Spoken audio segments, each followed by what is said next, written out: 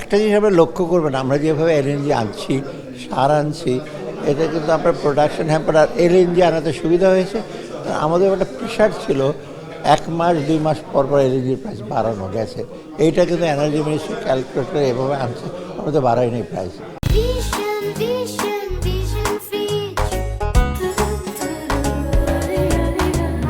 এটা কিন্তু একটা ভালো দিক আর কি।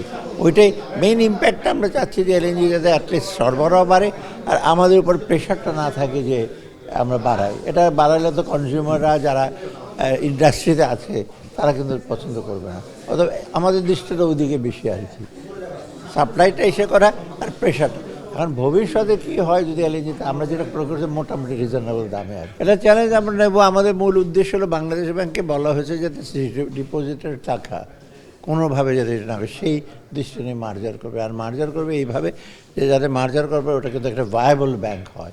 এমন কিছু কিছু ব্যাংক আছে যাদেরকে যতই মার্জার ওরা আপনার ইসের আওতায় বাইরে চলে গেছে, ওটা এখন প্যালিয়েটিভই আছে যেটা বলি না, সেগুলো বাংলাদেশ ব্যাংক বলবে কিছু। এখন আমি বলছি যে এত অ্যানাউন্স করতে মানা করেছে, হয় কি ডমিনো এফেক্ট হয়, এক ব্যাংকের কথা বলে অন্য তখন ভয় পাওয়া যায়, আমারটা বোধহয় গেল।